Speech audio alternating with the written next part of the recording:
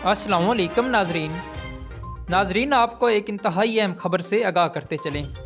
पाकिस्तान मुस्लिम league नून के वफाकी वज़ीर और अहम सियासी रहनुमा की PTI में शमूलियत के हवाले से बड़ी खबर सामने आ गई। आपको मुकम्मल तफसीलात से आगाह करेंगे, लेकिन इससे कबल आपसे गुजारिश है कि हमारी इस वीडियो को लाइक कर दें और मज़ीद अपडेट्स हासिल करने के लिए हमारे इस चैनल को सब्सक्राइब कर दें। जी तो नाजरीन आपको आगाह करते चलें। पाकिस्तान मुस्लिम लीग नून के वफाकी वज़ीर मिफ्ता इस्माइल के ताज़ा बयान ने नई हलचल मचा दी। उन्होंने अपने एक बयान में इसहाक डार को आड़े हाथों लेते हुए कहा है कि इसहाक डार को वज़ीर ख़जाना बनने का बहुत शौक़ था, इसलिए वो मेरे खिलाफ प्रोपेगेंडा करते रहते थे। मिफ्ता इस्माइल ने इसहाक डार के हवाले से बात करते हुए कहा है कि नवाज शरीफ की बेटी का ससुर होने की वजह से इसहाक डार की पार्टी में अहमियत ज़्यादा है। इस बयान के बाद उन पर मुख्तलिफ इल्ज़ामात लगाए जा रहे हैं कि उन्होंने ये बयान देकर पार्टी के साथ बगावत की है और पार्टी में दरार डालने की कोशिश की है।